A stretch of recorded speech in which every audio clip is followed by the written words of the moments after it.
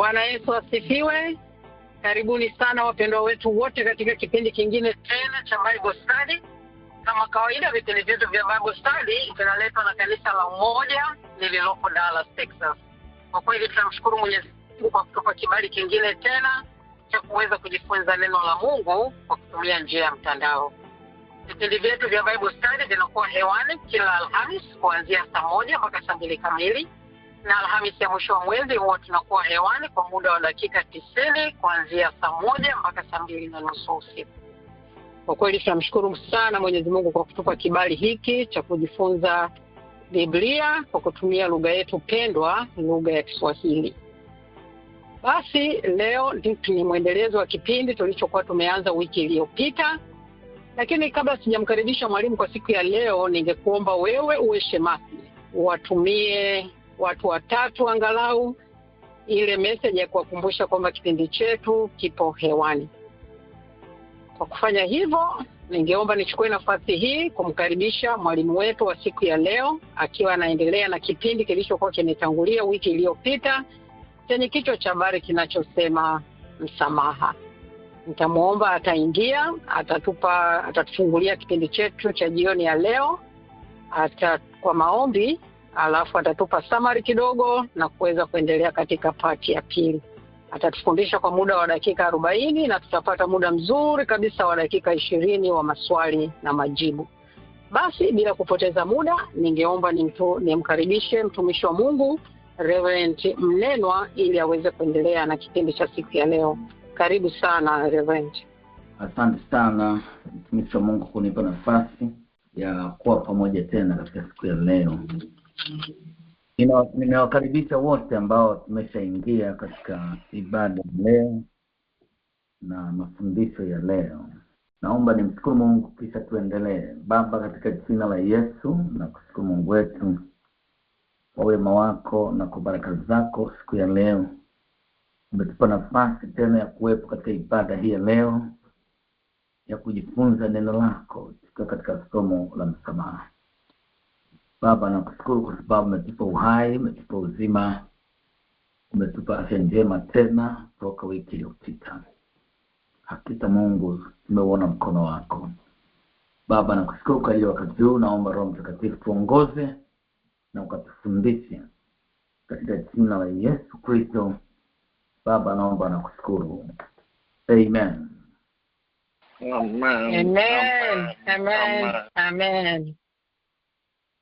Amen. Basi karibuni tena katika kipindi chetu cha Bible Study, na tukiwa kwenye somo la msamaha ambalo tunalichambua kupitia maandiko matakatifu. Na tulianza na vipengele mbalimbali katika somo letu. Tuliangalia maana ya msamaha kutoka katika lugha zile za asili. Tuliangalia aina za msamaha, lakini pia tuliangalia faida na madhara za kutokusamehe. Sasa leo tutakwenda moja kwa moja kwenye kipengele kinasema gharama ya msamaha. Gharama ya msamaha ndiko tutakwenda kuangalia kwa undani. Gharama ya msamaha. Gharama ya msamaha. Hapana, tutaanza kwenye eneo la faida na hasara za kutokusamehe. Nadhani hii tulikuwa tukiongelea. Naomba tuanzie hapo. Gharama. Nadhani hii tulizungumza. Hii ya gharama tulizungumza. Naomba tuende moja kwa moja kwenye kipengele ambacho nilikuwa nimeanza kuzungumza kinachohusiana na gharama za msamaha. Naomba tuende hapo, na kama unaandika basi nisaidie kuandika siku ya leo tunaenda kwenye kipengele kinasema gharama za msamaha, lakini tutaangalia kwa namna ya gharama za msamaha kiroho na hasara za kutokusamehe. Tutaangalia haya maeneo pamoja na vipengele vingine kwa neema ya Mungu atakapokuwa ametusaidia. Kwa tunasema kwamba katika uchambuzi wa kawaida ni kwamba gharama ya kusamehe inalingana na kujitoa muhanga. Yaani unajitoa muhanga, ni kama dhabihu fulani ambayo unapaswa kuitoa, kwamba muamini ni lazima akubali kuachilia ili aweze kufanana na Kristo. Lazima akubali kuachilia ili aweze kufanana na Kristo, kwa sababu msamaha una gharama yake kubwa sana. Na hii ndiyo ambayo inatuumiza sisi wa Kristo, hasa tuliomwamini Kristo kama Bwana na Mwokozi wa maisha yetu. Hili limekuwa ni changamoto kubwa sana katika maisha yetu, kwa sababu tunakutana na maumivu mbalimbali. Tunaumizwa na wapendwa wetu, tunaumizwa na marafiki zetu, tunaumizwa na ndugu na jamaa, tena hawana habari kabisa hata ya kuomba msamaha. Kwa hiyo inaleta maumivu makubwa sana katika mioyo ya watu. Na kwa sababu ya mazingira ya kanisani, basi mtu anaamua kusema ili nisionekane kwamba sio wa kiroho, anaamua kulibeba hilo jambo, liko ndani, linamtafuna pole pole, linamla pole pole, lakini usoni anaonekana kama hakuna shida. Lakini haya ni maumivu ya ndani kwa ndani, na ndiyo ambayo yamesababisha milipuko mikubwa sana, migawanyiko makanisani, usaliti na mambo mbalimbali ndani ya makanisa, kwa sababu watu wana vitu na maumivu ndani yao.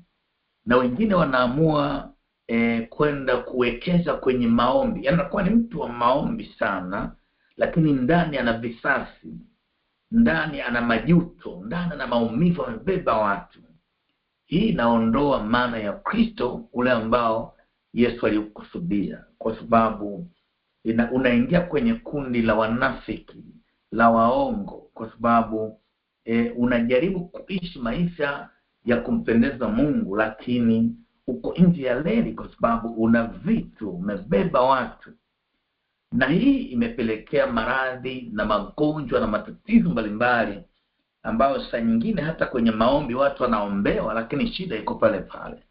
Tatizo ni kutokusamehe, na wanashindwa kwa sababu kusamehe ni gharama. Panahitaji kujitoa muhanga ili uweze kuwasamehe watu waliokuumiza.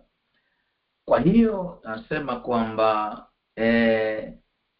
kusamehe ni kusababisha, natumia lugha hii kwamba inasababisha kifo cha kiburi cha nafsi. Kusamehe unaua kiburi cha nafsi, kwa maana ya kwamba kusamehe kuna kulazimu kuua ile hamu na shauku ya binadamu ya kutaka kuonekana una haki. Gharama ile ya kusamehe inakufanya kuua kiburi cha nafsi, kinachokufanya wewe utake kuonekana huna hatia, huna tatizo, una haki kuliko wengine wote. Sasa unapoingia kwenye kusamehe, unaua ile hali ya kiburi cha nafsi. Wengine wanapenda kuita kiburi cha uzima, ambayo itakufanya ufanane na Kristo katika maisha yako ya imani. Kwa hiyo kutaka kujitetea na kutaka kutafuta haki, au kutaka kumlipizia kisasi, aliyekuumiza ni aina fulani ya kubeba msalaba kila siku, kama inavyosemwa katika ile Wagalatia sura ya 2 mstari wa 20, kwamba anasema nimesulubishwa pamoja na Kristo, lakini ni hai, na uhai nilionao sasa ninao katika imani ya mwana wa Mungu. Kwa hiyo utaona kabisa kwamba ni aina fulani ya kukubali kusulubiwa. Paulo anaposema nimesulubiwa pamoja na Kristo, hii imetolewa kwenye neno suluba. Suluba ni pale mtu anapokubali kwa hiari yake kuingia kwenye aina fulani ya mateso, aina fulani ya maumivu kwa hiari yake, ili apate matokeo fulani. Kwa hiyo kusamehe ni aina fulani ya kukubali maumivu ili uweze kumpata mwenzako. Hizi ndio gharama ambazo sisi kama waamini tunazikwepa, kwa sababu inaumiza kwa kweli, kwa sababu mtu amekuumiza kwa makusudi, amekutendea jambo fulani na hana dalili zozote za kutaka kuacha. Ni kama anataka kuendelea kukuumiza, lakini kanuni inatutaka tuwasamehe na kuwaachilia ndani ya mioyo yetu. Kwa hiyo ni aina ya kuwa kiburi cha nafsi cha kujihesabia haki ndani ya mioyo yetu. Lakini pointi ya pili ni kwamba ni kukubali kubeba deni wewe mwenyewe. Ni kukubali kubeba deni wewe mwenyewe, kwamba mtu anapoharibu jina lako au anapochukua kuiba fedha zako au anapovunja moyo wako kwa sababu ya tabia au matendo anayokutendea, anakuingiza kwenye hasara. Kwa hiyo ukimsamehe, maana yake unakubali kubeba yale maumivu ambayo yanasababishwa na mtu kuchukua fedha au kukufanyia jambo baya. Wewe unapomsamehe kwa hiari yako, unasema niko tayari kubeba haya maumivu ili nimpate mwenzangu. Unakuwa tayari kubeba. Sasa angalia, kwa mfano mambo haya yanapotendeka ndani ya familia, yanapotendeka katika mahusiano, labda mke na mume, yanapotendeka kati ya wazazi na watoto, yanapotendeka kati ya muamini na muamini, anahitajika uwezo wa kubeba haya mambo ili uweze kumpata mwenzako. Kwa unakubali kubeba maumivu ili umpate mwenzako. Kwa sio kitu rahisi. Tunapozungumza msamaha, tunazungumza aina ya kujitoa kwa ajili ya wenzetu. Na ndio maana unaweza kuona kabisa kwamba Yesu anafundisha kwa habari ya msamaha, na Mtume Paulo anaeleza katika Warumi sura ile ya 12 mstari wa 19. Warumi sura ya 12 mstari wa 19.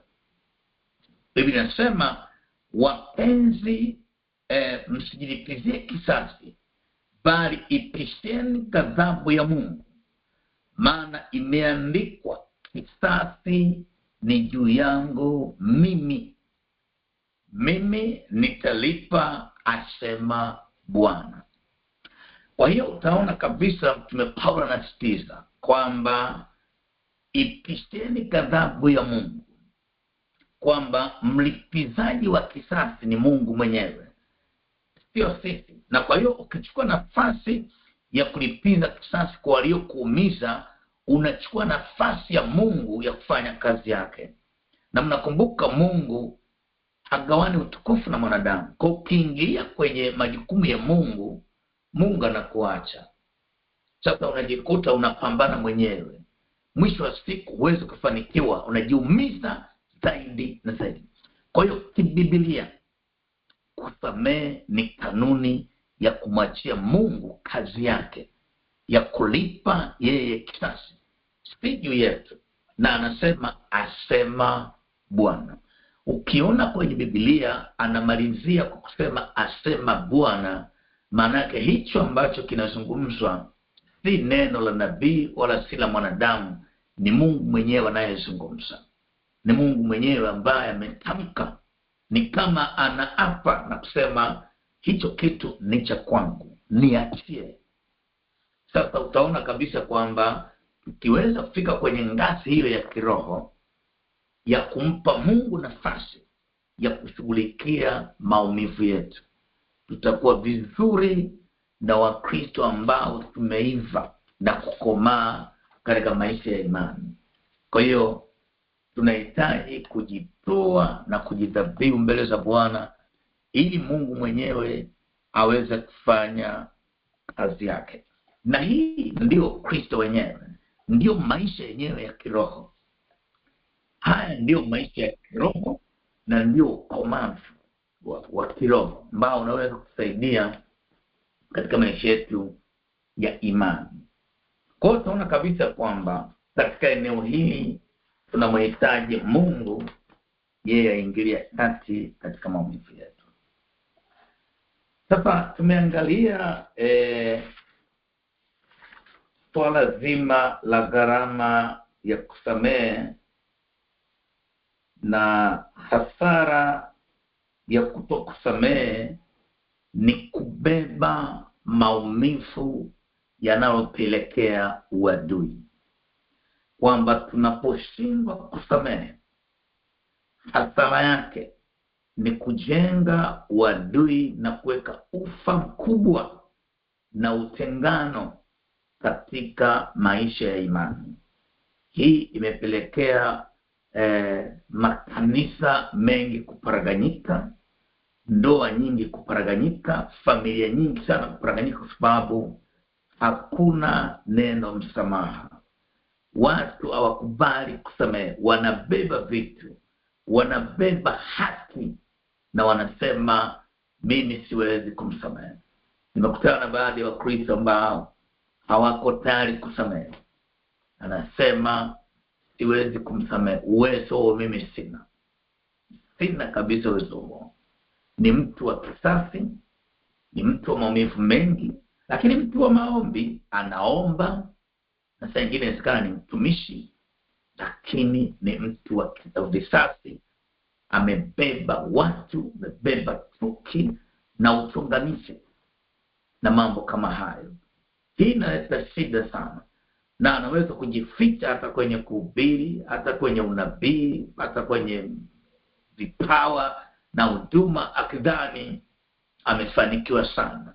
Lakini roho ya uchungu na maumivu yameleta hasara kubwa sana na kuharibu vipawa ya watu wengi sana kwa sababu ya kushindwa kusamehe. Sasa baada ya kuangalia faida, gharama na hasara, nataka tuangalie kipengele kinasema tofauti kati ya msamaha na urejesho wa mahusiano. Sasa naomba unisikilize kwa makini sana katika ya maeneo, wewe ambaye uko online sasa hivi na hata wewe ambao utakuja kusikiliza baadaye, unisikilize vizuri sana kwa makini ili tuweze kwenda sawa sawa. Tofauti kati ya msamaha na urejesho wa mahusiano ni kwamba katika eneo hili ndipo waumini wengi walioimarika na waliokomaa wanapohitaji kufumbuliwa macho ili wasinyanyaswe kabisa kihisia au kiroho. Kwamba ni mahali ambako waumini wengi walioimarika na waliokomaa wanahitaji kufumbuliwa macho ya ndani ili wasiendelee kunyanyasika kihisia na kiroho, kwa sababu bila uelewa wa namna hii inaleta shida kubwa sana katika maisha ya kiimani. Kwa hiyo kuna tofauti kubwa sana kati ya msamaha na urejesho. Kati ya msamaha na urejesho.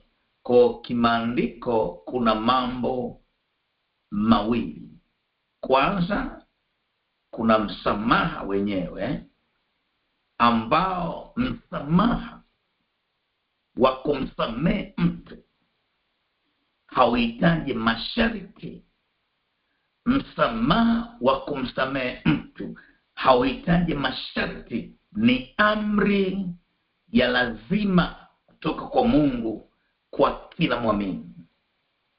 Narudia tena, msamaha ni amri kutoka kwa Mungu kwa kila muumini. Kwa hiyo unapaswa kumsamehe kila mtu bila kuweka masharti yoyote. Katika Mathayo 18:21 mpaka 22 inaongelea kwa habari, naomba hii nisome kabisa. Mathayo 18:21 na 22, naomba nisome hii ili iweze kutuongoza kwenye kipengele hiki. Mathayo 18:21 mpaka 22 inasema kwamba, kisha Petro akamwendea akamwambia, Bwana, ndugu yangu anikose mara ngapi nami nimsamehe?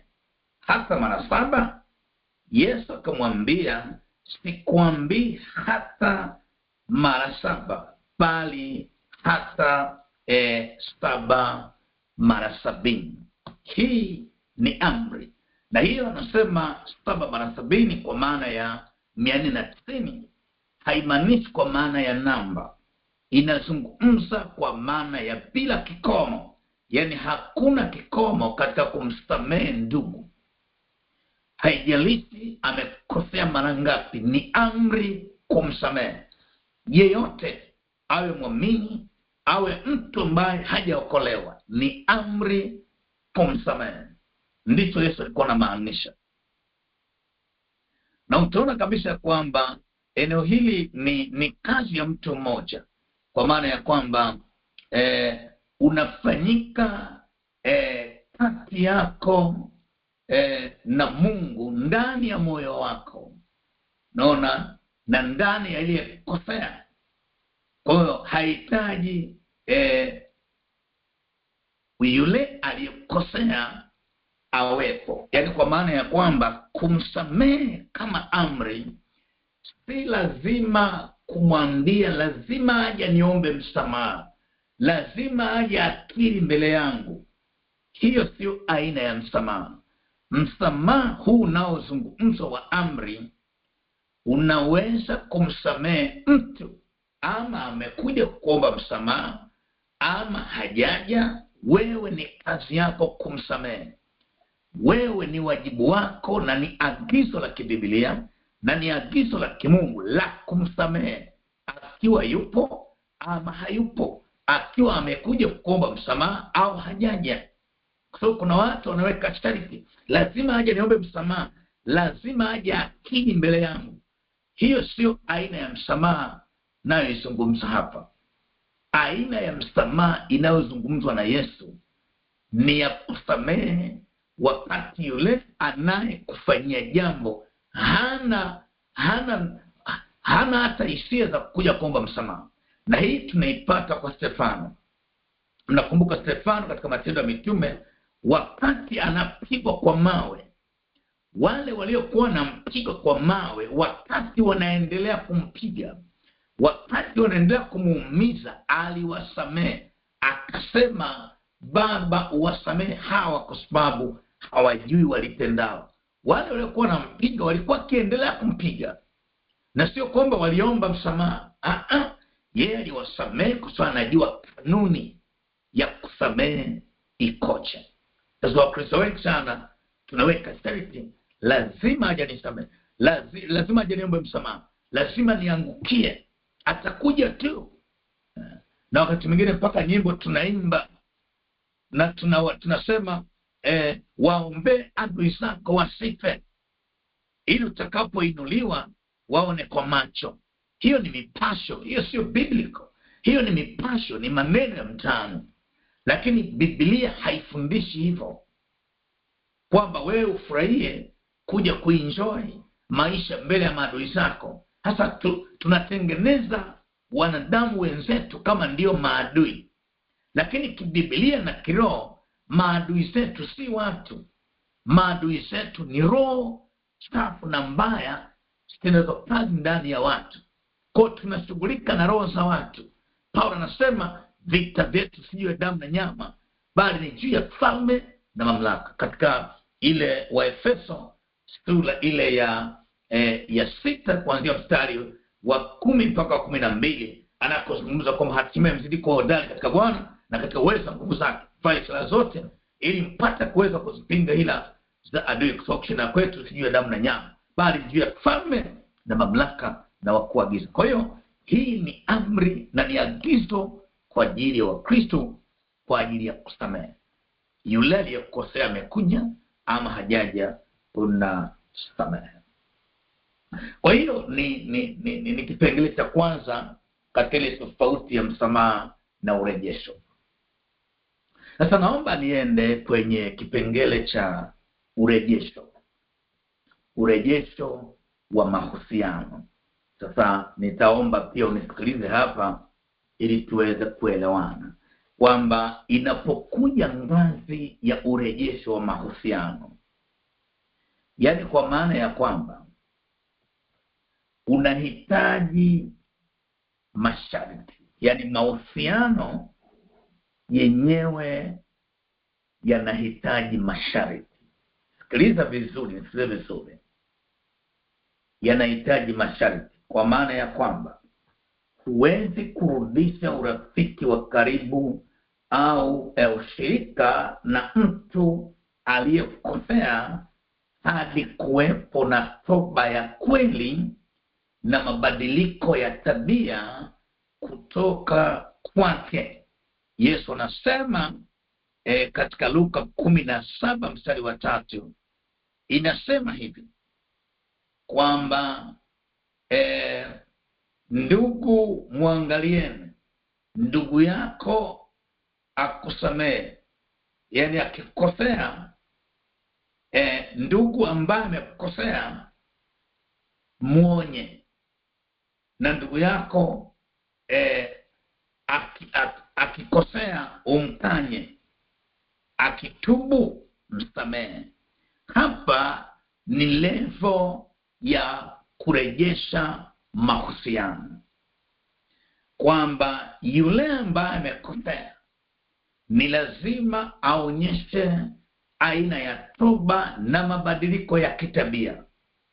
Hapa ndiko ambako watu wengi wameangamia, kwa maana ya kwamba wanashindwa kujua kwamba Stefano wakati anawasamehe wale walikuwa wanapigwa kwa mawe, haimaanishi kwamba baada ya pale ni marafiki, ni ndugu. Ni watu ambao wamebeba roho ya uwaji, roho ya maangamizi. Sasa ninapokuja swala la mahusiano, panahitaji matengenezo, panahitaji toba ya kweli na mabadiliko ya tabia. Ndicho nachokimaanisha hapa. Na Yesu alitoa utaratibu wa namna ya kumrejeza ndugu yako. Tena ukisoma vizuri nasema muonya, kitubu, samehe. Asipokusikiliza, mchukue na ndugu yako mwingine, nenda ukaongee naye. Asipokusikiliza, chukua na mwingine. Asipowasikiliza, liambie kanisa. Asipolisikiliza kanisa, basi huyu atangazwe kuwa si miongoni mwenu. Ndicho kinachomaanisha katika namna ya kufanya marejesho. Hii imegharimu mahusiano ya watu, Yaani mtu amekufanyia ubaya halafu anarejea na unamrudisha kwenye mahusiano yako bila kuonyesha toba na urejesho wa aina yote.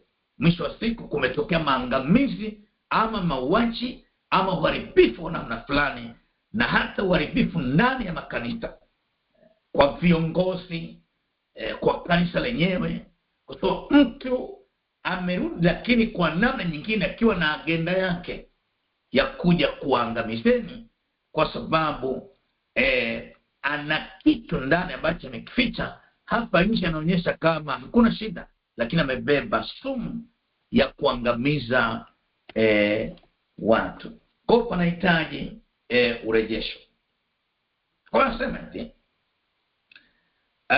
katika kufanya urejesho panahitaji kazi ya watu wawili, kwa maana ya kwamba unahitaji mapatano na makubaliano ya pande zote mbili ili kujenga upya uaminifu uliopotea. Panahitaji pande zote mbili. Ile ya msamaha haihitaji pande zote mbili. Hata upande mmoja tu unaweza ukaachilia na ukamsamehe, hata kama bado anaendelea kuwa adui yako. Kanuni inasema msamehe, mwachilie. Lakini kwa habari ya kurudisha mahusiano yaliyoharibiwa na matukio fulani, mahusiano yanaporejeshwa panahitaji pande zote mbili, kwa maana ya kwamba panahitaji kujenga uaminifu na kujenga toba ya kweli ili mahusiano yaweze kuendelea. Kwa hiyo unashughulikia wakati uliopita, yani urejesho unashughulikia wakati uliopita, wakati uliopo na wakati ujao. Unatazama jinsi ya kuishi kwa usalama huko mbeleni. Yani urejesho wa mahusiano unashughulika na mambo yaliyopita, kwa maana ya kwamba ni lazima kurekebisha na kufumua kabisa mifumo ile ya zamani na kutengeneza mfumo wa sasa na kuangalia mfumo wa baadaye. Hiko ndio kitu ambacho kinatakiwa kufanyika kwenye ngazi hii ya urejesho wa mahusiano baada ya kutokea makwazo na maumivu mbalimbali. Hii ni ya muhimu sana. Kwa hiyo utaona kabisa ya kwamba mwamini aliyekomaa ana wajibu wa kumsamehe kila mtu ili kulinda madhabahu ya moyo wake na maombi yake yasizuiliwe. Lakini huna wajibu wa kurudisha urafiki ama ushirika wa karibu na mtu ambaye bado ni hatari kwa usalama wa maisha yako, familia yako au kiroho chako, na ambaye hajaonyesha matunda yoyote ya kutubu. Katika Mathayo 7:6 Yesu anasema, msiwape mbwa kilicho kitakatifu, wala msitupe lulu zenu mbele ya nguruwe. Haya ni maneno mazito kidogo, kwa maana ya kwamba ni hatari kubwa sana katika maisha ya imani ambao wakati mwingine watu wameingia. Mfano, mtu ambaye amebaka binti au amemfanyia kitu fulani. Sasa ili mahusiano yaweze kufanyika, lazima pawepo na toba ya kweli, mabadiliko ya kweli.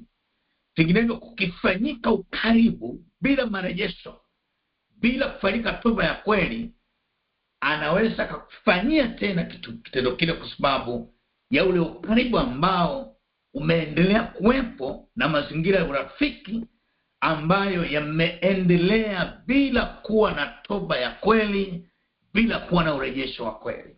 Na hapa ndiko ambako watu wameendelea kupata matatizo makubwa sana, kwa sababu hawakujua namna ya kufanya urejesho wa yale ambayo yamefanyika nyuma. Sasa Biblia imeelekeza vizuri sana namna ya kufanya urejesho kwa ndugu, kwa mtu anahitaji toba ya kweli, ili maisha yaweze kuwa bora zaidi na zaidi. Kwa hiyo Biblia haikutuacha tu hivi, imetutengenezea daraja na mfumo wa maisha mzuri kabisa kwa ajili ya kuishi vizuri. Na ndio maana unaweza kuona ya kwamba moja ya mahitaji makubwa sana ndani ya kanisa au katika ulimwengu wa Kristo ni tujifunze kanuni za kusamehe na kanuni za kurejesha mahusiano yaliyopotea. Nimesema kwenye eneo la msamaha haihitaji pande zote mbili, lakini kwenye eneo la urejesho zinahitajika pande zote mbili kukaa na kuzungumza na kuyaweka mambo vizuri, ili kutengeneza yaliyopita, yaliyopo, na kuangalia mustakabali wa maisha ya baadaye. Kwa hiyo nataka niseme kwamba katika kipengele hiki ambacho tumezungumza siku ya leo, na muda wetu unakwenda kabisa, tunahitaji kuweza kupata muda wa maswali, kupata muda wa kujibu maswali, lakini pia na maombi katika siku hii ya leo. Na kwa hiyo nipende kusema kwamba somo letu la siku ya leo, mambo bado mengi, lakini muda wetu umekwenda sana. Bado tu dakika 2 ili ifike na dakika 40 kama ambavyo nimezungumza. Sasa pengine tu nikupatie maandiko machache hapa na vitu vichache kuhusiana na hii, kwamba yako maandiko mawili katika Agano la Kale na kuna maandiko mengine kwenye Agano Jipya. Labda haya tuyapitie kwa haraka kidogo, ya kwamba mfano mzuri ambao unaweza kuonyesha kusamehe ama kufanya urafiki bila marejesho halisi, katika mfano wa kwanza wa Daudi na Absalom. Hii tunaona kwamba kusamehe ama kufanya marejesho nusu ilileta madhara makubwa sana pasipokuwa na toba halisi. Katika Samueli wa pili sura ya 14 21 mpaka 24, na Samueli wa pili sura ya 15 1 mpaka 12, tunaona kwamba Absalom alimuua kaka yake Amnoni kwa sababu ya kulipiza kisasi cha kubakwa kwa dada yao Tamari. Kisha akakimbia akaenda nchi ya Geshuri. Baada ya miaka 3, mfalme Daudi alimuonea huruma Absalom, alafu akamsamehe, naona akamkaribisha katika ufalme wake, akamkaribisha Yerusalemu. Lakini Daudi alifanya kosa kubwa la kiroho, ni kwamba kwanza alichelewesha urejesho kamili. Katika Wafalme wa pili 14:24, mfalme alisema na aende nyumbani kwake mwenyewe, asione uso wangu. Absalom alikaa Yerusalemu miaka miwili bila kuonana na mfalme. Hakukuwa na mazungumzo ya toba wala kuungama wala mapatano ya pande zote mbili. Madhara yaliyotokea ni kwamba baadaye, kwa sababu Absalom alirudishwa kijuujuu tu bila kushughulikia moyo wake uliokuwa umejaa uasi.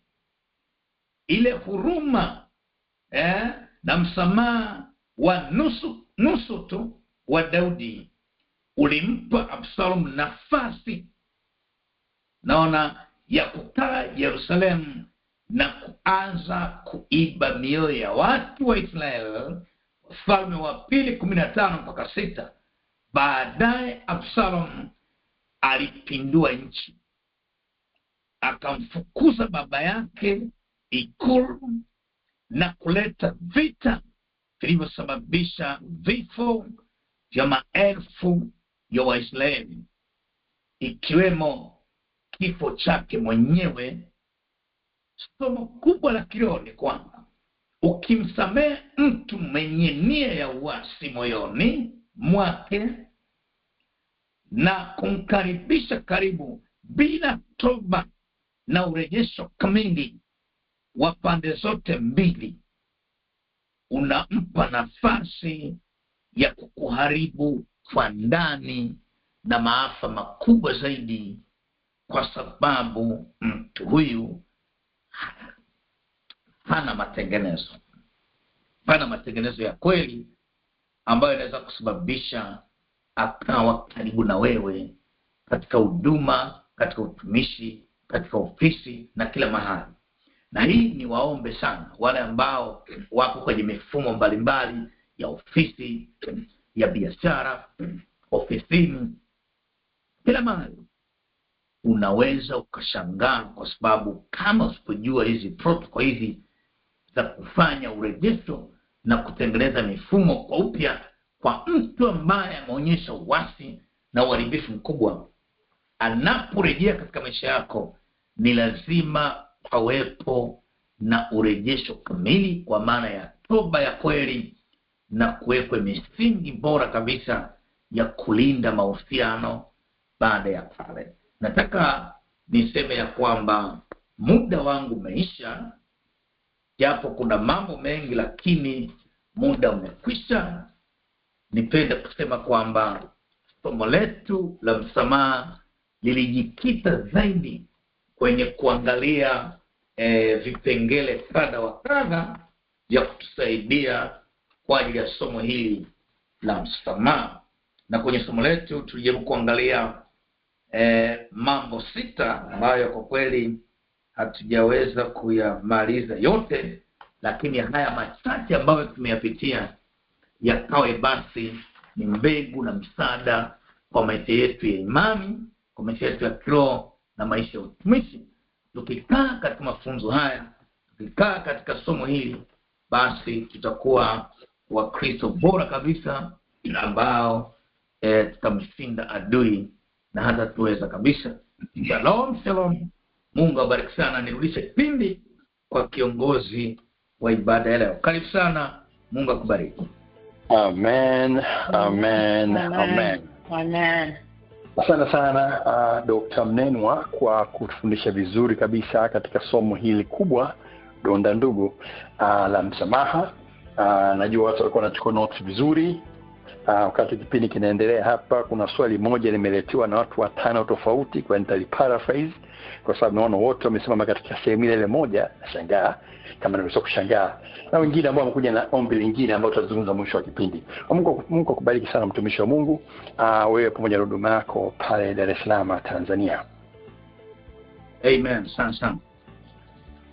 Amen. Naam, sasa kama kawaida basi katika sehemu yetu ya maswali na majibu, utaratibu wote mnaofahamu, naona namba mpya kadha wa kadha hapa, kwa hivyo nitautangaza vizuri ili tuwe katika sehemu moja. Line yako kwa hivi sasa ipo katika mute. Kama mko mbashara niko live kwa siku ya leo, line yako ipo katika mute. Utabonyeza kwanza alama ya nyota nambari 6, yani *6. Utakuwa hewani.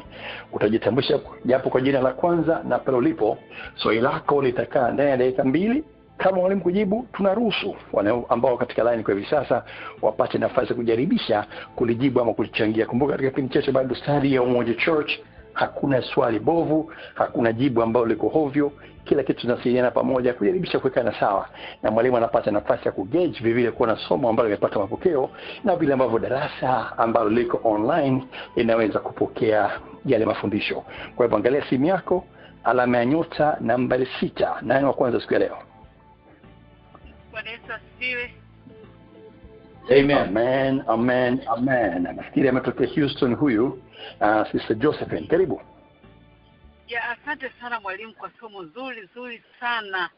Nilikuwa na maswali mawili, sio yote yanaweza yakaweza kujibiwa au niulize tu moja tu kwa siku ya leo. Uliza yote. Tuanze na moja. Na swali la kwanza, inakuwaje watu wote wawili mmeokoka? Wote aidha mnanena kwa lugha, wote mnaabudu, lakini inatokea mmekorofishana au mmegombana, vyovyote vile. Aidha mnaishi wote pamoja ndani au mnakutana tu kanisani, lakini mmegombana, hamsameani. Baadaye unakuta kila mtu aongee na mtu. Yaani hamsameani kabisa, kama ndoa itavunjika, kama ni uhusiano wa kawaida utapotea, lakini kila mtu anaendelea maisha, lakini kila mtu yuko busy kwenye closet yake anaomba, huyu mwingine yuko busy kwenye closet yake, lakini hamsameani kabisa yani. Ukiuliza mwingine sasa mimi nimsamehe ndio maisha yangu, lakini ukuta uhalisia yani ile hamna ile connection tena, yani kila mtu ana kisani chake. Hiyo moja. Kwamba inakuwaje lakini wote wameokoka, wote wanamjua Yesu, wote wanamjua Roho. Sasa hiyo inakuwaje kwamba wote wawili wanajua kabisa nini lakini wote wawili hawasamiani, yani si watu wa dunia? Hiyo swala la kwanza. Swala la pili, umeelezea kwamba ukimsamehe mtu lakini ana roho ya uovu ndani, inaweza ikaita madhara mpaka urejeshe kwanza uweke. Na pia uliongea kwamba kusamehe sio lazima mtu aje akuombe, kwamba unamsamehe tu hata usipoomba msamaha. Sasa hapo kinanichanganya kidogo. Mimi kwamba nimsamehe mtu ambaye aje kuniomba, sasa nitajuaje ule uasi wake bado uko nao ndani? Kwa sababu kama mtu amenikosea ajeje kuomba afu nikamsamehe, sasa nikimsamehe ule uasi wake ulio ndani, mimi nitajua urejesho haipo. Nitajuaje kama hata nizuru tena baadaye wakati wamesema msamehe bila atakwambia hapo na msameheje? Ajeje kuomba msamaha, ajeje kutubu. Safi kabisa. Umeanza kupata vizuri dada Josephine.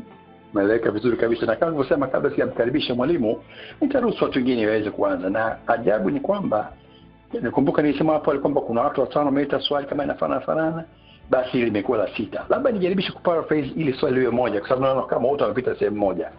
Kuna watu watatu katika watano, dada Josephine atakuwa na 6 akijapokuwa kusema alisema kwamba tumeshaelewa msamaha ni amri ya Mungu. Poa, inafanyika hivyo.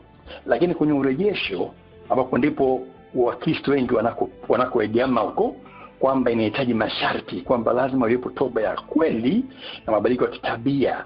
Sasa mtu anasema kwamba je, unakuwa katika dhambi? Wanne katika wale Josephine kusema kile anasema kwamba je, nitakuwa na dhambi pale ambapo kwa msimamo wangu mimi naona kama hakuna toba ya kweli, ama kwa msimamo mwingine naona kama hakuna mabadiliko ya kitabia, je, nitabaki na dhambi?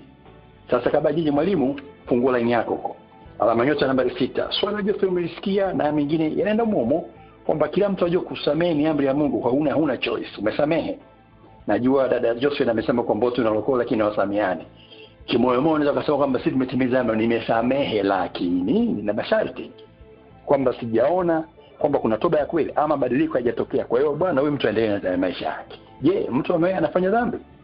Alama nyota nambari 6, karibu tuchangamkia muda kule. Amen. Karibu Bibi Feva, nakupa dakika 2. Amina. Mimi namshukuru sana kwa dokta kwa somo zuri kabisa la msamaha. Mungu ambariki sana. Mungu ambariki mno. Mimi naungana na somo hili la dokta. Amesema msamaha ni amri kutoka kwa Mungu. Kama ni amri, na katika Mathayo neno la Mungu linasema tusiposamehe hata baba yetu wa mbinguni hata tusamehe. Usiposamehe usitegemee kuiona mbingu. Moja kwa moja ni dhambi. Nimemaliza. Mungu awabariki. Safi kabisa. Sana Bibi Feva. Haya, umesikia amesema hapo. Ile sehemu ya masharti yenye urejesho, kama masharti yako unaona kama hajatimiwa, unabaki na dhambi.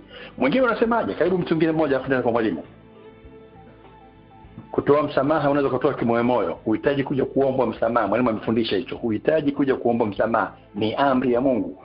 Lakini katika sehemu ya pili, msamaha na urejesho, kwenye urejesho pale kuna mambo mawili, kuna masharti kwamba lazima iwepo toba ya kweli na mabadiliko ya kitabia, na hivi vyote vinarudi kwako wewe ambao umetendwa. Unaweza kuchagua kimoja sasa kama sioni kama ameomba msamaha kweli. Lazima uombe msamaha. Haya. Mwingine anasema kwamba naviona mabadiliko kama bado hajabadilika huyu bwana. Kwa mimi haya. Karibu. Mtu mwingine mmoja ataenda kwa mwalimu. Alama nyota nambari 6. Je, ukifanya hivyo mbaki na dhambi ama sio? Magumu hapo. Haya, mwalimu karibu. Asante sana. Nadhani tutakuwa tumeelewana vizuri. Nirudi kwanza kwenye swali la kwanza ambalo nazungumzia juu ya watu waliokoka wanashindwa kusameheana, wananuniana, hata wanashindwa kusalimiana. Ni kwamba jibu la moja kwa moja kinachosumbua hapo ni uchanga wa kiroho ndio unaopelekea haya mambo, kwamba watu wengi sana bado ni wachanga. Haijalishi umri wa wokovu, lakini bado ni wachanga wa kustahimili, wa kuhimili ile mikiki ya kiimani na kiroho na kadhalika. Kwa wengi sana wanaingia kwenye hali ya kuhukumiana na nini, kwa mwisho wa siku wanashindwa kujua namna ya kuweza kupatana. Na kwa hiyo kila mtu anashika la kwake, na hivyo lazima apatikane mtu wa kuweza kuwaweka pamoja na kuwajenga ili waweze kujua namna ya kusameheana. Kwa hiyo saa nyingine ni kutojua kanuni za namna ya kuyamaliza mambo yao. Hiyo nayo ni tatizo. Kwa hiyo tunahitaji maarifa na ufahamu wa kiroho wa namna ya kushughulikia migogoro yetu kama watu wa imani. Yaani kwa kweli tunampenda Mungu, lakini likitokea jambo la kutofautisha, namna ya kurejea na kuombana msamaha na kuyamaliza huwa ni tatizo kubwa sana. Ndio maana hapo anasema kuna kusamehe kama amri na kuna lile jambo la urejesho, yaani ile mahusiano yale. Kwa sasa mligombana jana au wiki iliyopita, lakini kanuni inasema msameheane. Okay, mmesameheana sasa. Je, mahusiano yenu yatakwendaje? Hapo ndiko visasi vinaanza. Na kusema ni mabaisi bwana, kila mtu hivi. Kwa hiyo anamsamehe, yani anasema kiroho mimi nishamaliza, mimi kiroho safi, mimi sina jambo lolote, lakini ndani hawezi kuwa na mahusiano naye. Hilo ndio linalotengeneza ufa na baadaye adui anaingia. Kwa hiyo tunahitaji kujua namna ya kusamehe, lakini pia namna ya kurejesha mahusiano, kwa maana ya kwamba ni lazima mmoja akubali kushuka, lazima mmoja akubali kuumia ili ampate mwenzake na wayazungumze kwamba bwana we, inawezekana ni kwa sababu ya 1 2 3, ninaomba tuyamalize, wewe ni ndugu. Hayo sasa ni mazungumzo ya kurudisha mahusiano, yani ushirika wa mambo fulani katika maisha yao. Sasa amesema kwamba sasa umesema kwamba kusamehe ni amri, lakini urejesho panahitaji mtu aonyeshe toba, aonyeshe kukiri, aonyeshe kujutia, aonyeshe mabadiliko. Hii inazungumza katika eneo la mahusiano. Sasa nikiwa na maana ya kwamba, kwa mfano, mtu yupo kanisani amechukua mke wa mtu, yani amezini, yani au amekuwa mlevi. Sasa kanisa limemuonya yule mtu, akasema bwana mimi nimetubu, mkamsamehe. Lakini kesho akaendelea tena kuchukua mke wa mtu mwingine, kanisa mkamsamehe, akaendelea tena. Sasa mwisho wa siku mtamfukuza kanisani. Si kwamba mnamchukia, lakini hafai kuwa miongoni mwa washirika, hafai kuwa miongoni mwenu kwa sababu ya tabia zake, kwa sababu ya aina ya maisha aliyonayo, analichafua kanisa. Kwa hiyo itabidi afukuzwe kanisani. So tumejaribu kumsamehe mara ya kwanza, mara ya pili, lakini habadiliki, haonyeshi mabadiliko yote. Huyu mtu anafukuzwa kanisani, anatengwa, lakini si kwamba mnamchukia, lakini anatengwa kwa sababu analichafua kanisa. Kwa hiyo kusamehe na urejesho ni vitu ambavyo inapaswa kueleweka vizuri. Haimaanishi chuki, lakini urejesho una utaratibu wake, kwamba lazima mtu anaporejeshwa katika kundi aonyeshe toba na dalili za kutoendelea na dhambi ama tatizo lile ambalo amekuwa nalo.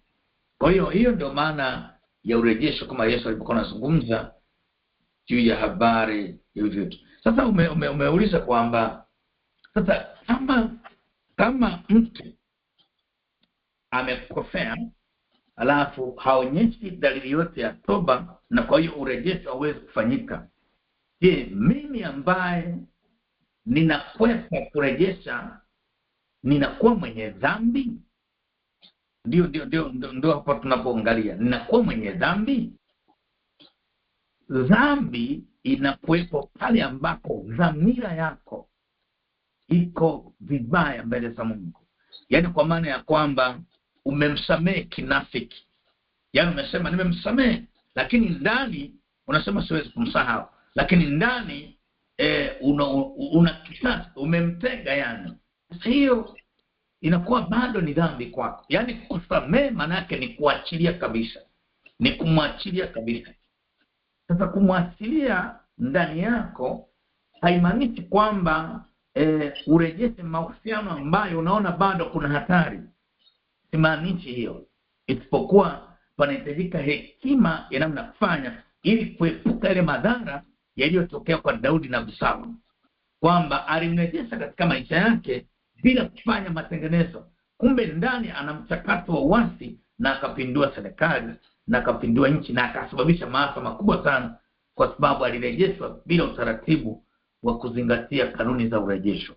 Kwa hiyo panahitaji. Lakini pia nimalizia kusema, tunapozungumza dhambi, watumishi wa Mungu, ni muhimu sana kuelewa Biblia dhambi ni nini. Watu wengi tunadhani kwamba dhambi ni tukio, lakini dhambi si tukio.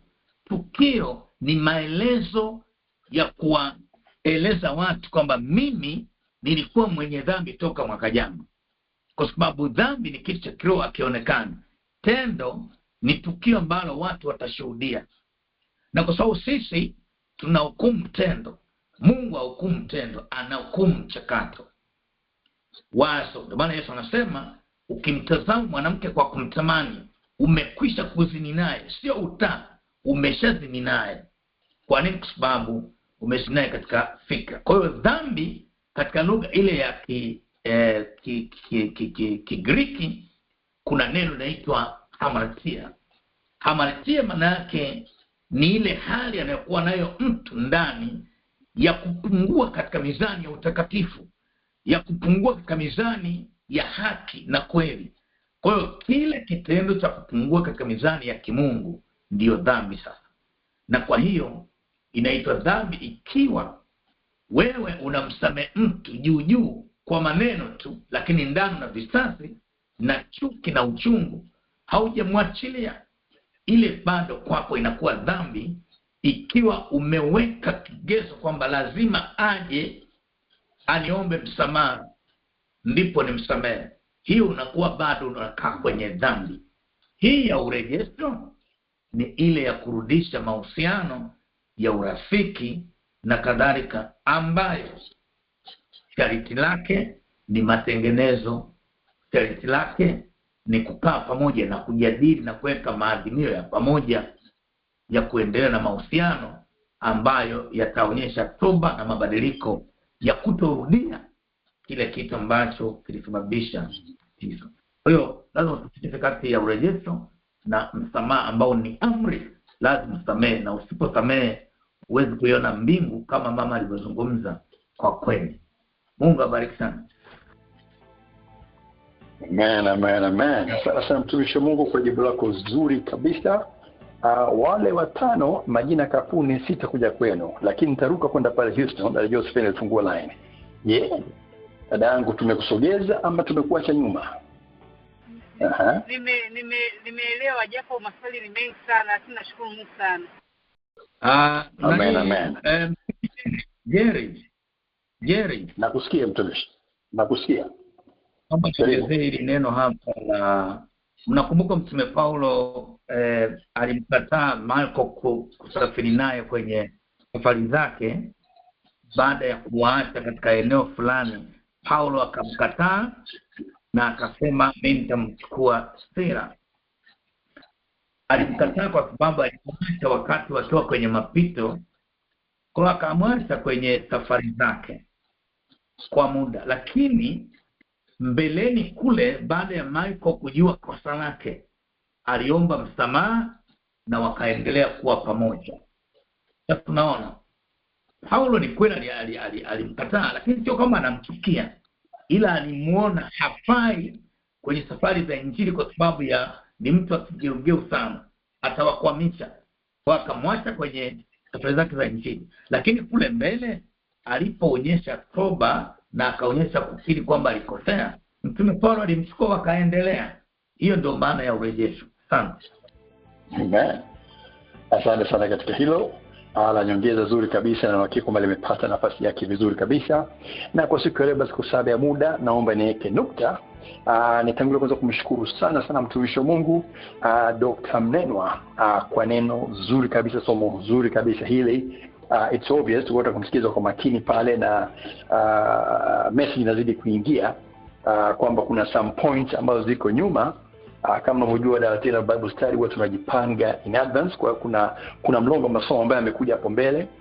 Tufanye hivi, tufanye sala kule ulipo, ili baadhi ya walimu ambao wana vipindi vinavyofuata hapa waweze kuwa flexible, na mwalimu naye Dr. Mnenwa aweze kuwa flexible, ili tuweze kupata nafasi ya kupata yale machache ambayo yalikuwa bakia katika zile pointi 6 alikuwa amezungumza pale awali, ili wote tuweze kupata chakula kamili. Somo lilikuwa ni msamaha, ilikuwa ni somo ambalo mkomba tupate mwalimu wa kuweza kufundisha, na tunamshukuru sana Mungu kwamba ilichukua muda, tujipanga vizuri kabisa, na tupata nafasi ya kupata mwalimu ambaye kwa kweli tunaweza kukubaliana kwamba kwa mara ya kwanza akifundisha katika madhabahu haya kwa maana ya Ministry yetu Bible Study ameweza kusimama vizuri kabisa katika somo kubwa zuri donda ndugu, ambalo tuna imani katika vipisi vile vya mwanzo, na possibly tutakapokuja siku tutakapotangazia tarehe huko mbele, utapata nafasi nzuri basi ya kuweza kupata vizuri kabisa. Kwa hivyo tuwe standby, lakini tuwe katika maombi hizi ratiba ziweze kuwa adjusted ili ziweze kufanyika. Asante sana katika hilo. Na nashukuru wote ambao tuko katika kipindi kwa siku ya leo. Kama hujatawanyika basi naomba kwa standby, kwa sababu nakaribia kuita sasa wakilishi wetu wa Moja Church Outreach Ministry wataongoza katika declaration yetu ya mwezi huu wa 7. Then baada hapo kuna matangazo kama mawili kabla tujatawanyika. Outreach, karibu. Amen. Bwana Yesu asifiwe. Karibu dana, endelea mtumishi wa Bwana. Karibu. Bwana Yesu asifiwe sana. Amen. Haleluya. Tunamshukuru Mungu sana kwa ajili ya jioni nyingine njema kwa kwetu sisi huku, kwa somo zuri sana kutoka kwa mtumishi wa Mungu Dr. Mnenwa. Kwa kweli ni somo zuri mno. Basi Mungu atusaidie na anisaidie tuweze kusamehe, kwa sababu kuna nguvu kubwa sana katika msamaha. Katika outreach mwezi huu tunaombea wafungwa katika nchi ya Marekani, tukitangaza milango ya neema na wokovu kufunguliwa katika magereza yote, state yangu, state zote, katika familia na kwetu sote. Tukisimama na neno la Mungu kutoka Waebrania 13 mstari wa 3a linalosema, wakumbukeni hao waliofungwa kana kwamba mmefungwa pamoja nao, na kwa vile ninyi nanyi mlivyo katika mwili.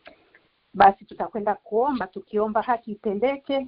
Tuombe toba ya kweli na wokovu kwa wafungwa, tuombe amani na faraja, lakini tuombe familia zao pia, ili Mungu aendelee kuzitia nguvu. Tuombe mabadiliko watakapotoka magerezani au wakiwa magerezani waweze kumjua Mungu. Basi karibu tuombe. Mungu Baba wa mbinguni, tunakuja Baba, mbele zako. katika jina la Yesu, Baba, katika jina la Yesu Kristo, Mungu, tunakuja mbele za uso wako tukitangaza rehema na neema Baba kwa ajili ya wafungwa wote katika Marekani. Baba, tunadeclare ushindi wako, uzima wako juu yao katika jina la Yesu Kristo, ya kwamba ile kazi ambayo Mungu umeianza katika maisha yao Baba unakwenda kukamilisha. Tunatangaza ushindi, tunatangaza uzima juu yao Baba katika jina la Yesu Kristo. Baba tunashukuru Baba, tunasema asante kwa ajili yao katika jina la Yesu Kristo. Baba tunashukuru. Hapo magereza Baba na makosa si Bwana wa kosa na kuwaponya katika jina la Yesu Kristo aliye hai. Amen, amen. Asanteni sana pamoja nasi. Basi narudisha kwako kaka Jerry, asante sana. Amen, amen, amen. Sasa dada yangu Ana Lema wa pale South Carolina, mwakilishi wa Outreach, kwa kuweza kutuongoza vizuri kabisa katika declaration yetu ya Outreach kwa jioni hii ya leo. Nimkaribisha kwa mara ya kwanza siku ya leo mchungaji kiongoza makanisa umoja Reverend Dr. Amson Nasua kwa nasaa zake, na kama na matangazo na then tutapata nafasi ya kutulisha kipindi kwa sala ya jioni. Please stand by. Reverend Dr. Nasua. Asante sana. Kwanza nichukue nafasi nzuri ushukuru dawati zima la Bible Study chini ya Priska Mungai Mshana, uwe mwenyewe Jerry, Hilda Biabato, Jimmy Msemo na Alan Mfuru kwa kazi kubwa na nzuri mnaoifanya kutuletea walimu wazuri na mada nzuri ambazo zinabadilisha maisha yetu. Mungu awabariki sana. Amen. Amen. Amen. Jambo la pili, nimshukuru sana Dr. Mnenwa kwa jinsi ambavyo ametufundisha katika awamu hizi mbili, na kama walivyosema brother Jerry, kwa neema ya Mungu pengine tutapata nafasi ya kuwa naye kwa mara nyingine tena. Nikushukuru sana Dr. kwa fundisho zuri na kwa uchambuzi mzuri wa kimaandiko ambao umeuleta katikati yetu. Mungu akubariki sana. Amen. Nashukuru sana baba. Amen. Jambo moja tu la kuzungumza hapo, nimeshalizungumza mara kwa mara, ya kwamba ukiwa katika madhabahu zetu za umoja alafu ukashindwa kuingia mbinguni, hautakuwa na mtu wa kumlaumu. Hata shetani naye atasema unanilaumu bure. Kwa nini? Kwa sababu tunakuletea mafundisho mazuri kwenye madhabahu zetu zote, na lengo letu liko ni moja, kukuandaa wewe na mimi ili Yesu atakaposhuka mara ya pili basi uende naye moja kwa moja mbinguni. Hatuna mpango hata mtu mmoja kuachwa, lakini sasa ni kuchukua hatua kwenye mambo madogo madogo. Uzuri wa Biblia, kila kitu imekufundisha ukifanya hivi nini kitatokea. Usiposamehe imekuambia nini kitatokea, ukisamehe nini kitatokea. Kwa hiyo ni wajibu wetu sisi sasa, baada ya kufundishwa, tuamue kuwa kama yule mtu mwenye busara ambaye alijenga nyumba yake juu ya mwamba. Na Yesu akasema mtu yule ni yule anayelisikia neno langu na kulifanya. Kwa hiyo wasi sana, ni mambo ambayo kama mtumishi alivyosema mara nyingine ni magumu, lakini ndivyo ambavyo Yesu ametuagiza, na tukifanya vile alivyotuagiza sio kwamba tutakuwa wajinga, lakini tutampa nafasi Yesu kusimama upande wetu. Na baada hapo, jambo la mwisho ni Ijumaa inayokuja, sio kesho, ile nyingine itakuwa ni ibada maalum ya kufungua muhula wetu wa chuo. Tumeshaanza chuo, lakini ile ibada maalum ya kufungua chuo itafanyika siku ya Ijumaa inayokuja. Kwa nipende kukuomba weke kwenye ratiba yako siku hiyo, usikose, kwa sababu ni siku muhimu sana kwa ajili ya chuo chetu cha UIBC. Na baada hapo basi nadhani sasa nikatoe baraka za mwisho, na baada ya kutoa baraka za mwisho atarudi brother Jerry kwa maelezo ya kumalizia. Basi Mungu tunayemtumikia kwa nguvu, upendo na uaminifu, yeye ambaye ahadi zake ni kweli na amini siku zote, awalinde, awatunze na wafanikishe katika kila tendo jema, katika jina la Mungu Baba na Mwana na Roho Mtakatifu. Amen. Amen. Amen. Amen. Amen. Amen. Asante sana mtumishi wa Mungu, mchungaji kiongozi wa makanisa na huduma zote za umoja, Reverend Dr. Absalom Nasua, kwa nasaha zako kwa matangazo na kutuaisha kipindi kwa sala ya jioni. Dawati nachukua nafasi kuwashukuru tena. Nianze na mwalimu wetu wa majumaa haya mawili, Reverend Dr. Emil Mnenwa. Nilisema for last week kwamba ukiwa Tanzania utamkuta pale EAGT Alpha and Omega Kigamboni, Dar es Salaam, Tanzania. Lakini ukiwa online, mmoja kati ya walimu wetu hodari sana wa chuo chetu pia cha Umoja International Bible College, kumbuka hicho, uibc.org, Umoja Bible College. Namba masomo yamekwisha anza, muhula mpya unakuja kuanza. Mtumishi ameweza kutangaza hapo kwamba Ijumaa tutakutana katika kipindi kile cha Bible cha Prayer Line kwa tangazo kubwa na ibada kubwa nzuri sana. Tafadhali save date, matangazo yataendelea kuja na utapata nafasi ya kuingia. Lakini ukipata kwa nafasi kwa wakati wako, tutembelee basi katika tovuti yetu ile ya Umoja biblecollege.org kwa maelezo zaidi. Lakini unaweza kukutana na kiongozi yoyote unayemjua wa huduma zetu hizi, ukapata maelezo zaidi ya kuweza kukutana na mwalimu kama huyu na wengineo katika mambo na masomo tofauti. Lakini kwa somo hili basi alikuwa ni somo la msamaha. Tumepata sehemu ya vipande viwili, na kama ambavyo tumeweza kutokeza, tutajibisha kujipanga tuone ambapo tutaweza kupata vipande vingine ambavyo tunajua vimebakia kutokana na mlolongo mkubwa kabisa wa somo hili kubwa na zuri. Nachukua nafasi kuwashukuru wote ambao wamepata nafasi aidha kuuliza ama kuchangia maswali kwa siku ya leo. Mmeweza kumsikia dada Josephine Kuyengana kutoka pale Umoja Houston, wengine watano majina kampuni ambao waleta maswali yao, pamoja na Bibi Feva ambaye alichangia katika lile swali ambalo lilikuwa limekuja pale hewani. Umeweza kumsikia Dr. Nasua akizungumza, ulipata nafasi kumsikia Dr. Mchungaji Mangesho kwa mbali, lakini watumishi wafuatao wapo katika line kupata nafasi ya kusikia. First Lady wetu Esther Nasua na kutambua, na mwana mama pamoja na provost wake Professor Jerry Mgwamba kutoka Houston, na kutambua Mwalimu Glory Show kutoka kule Arusha, Mchungaji Nancy Mungi kutoka Dar es Salaam, Mchungaji Mwalimu Naomi Mara wa Wichita, Mwalimu Olivia Andrews wa New Jersey, Mchungaji Lilian Joseph kutoka pale Houston, Umoja Houston, na kutambua vile vile Mwinjilisti Gladys Msemo pale Mwanga, Kilimanjaro, Tanzania, na kuona mtumishi wa Mungu Mchungaji Mwasa Mbungu, na kuona mtumishi wa Mungu aliye nimeshamtaja, na kuona mtumishi wa Mungu vile Glory Show kutoka pale Arusha, na kama sema usiku basi uko na Reverend Dr. Emil Mnenwa. Naam, kwa kipindi hiki ni mwendelezo vipindi vingine tunavyojia kwa sana makanisa ya Umoja. Tutakuwa hewani wiki ijayo katika somo ambalo tutawatangazia hapo baadaye. Prayer line itakuwa hewani kama kawaida 12 asubuhi katika namba ile ile ya prayer line. Kwa niaba basi wenzangu wote wa dawati hili la Umoja Church Bible Study, dada Priska Mgamshana, dada Hilda Biabato Curry, brother Jimmy Msemo, brother Allen Furu, na ito Jerry Mkonyi, tukiwa wote maana Bwana, usiku mwema, alfajiri njema kutokana na majira na masaa ya pale ulipo. Tukutane tena wiki ijayo. Amen. Amen. Amen. Siku njema. Amen. Amen.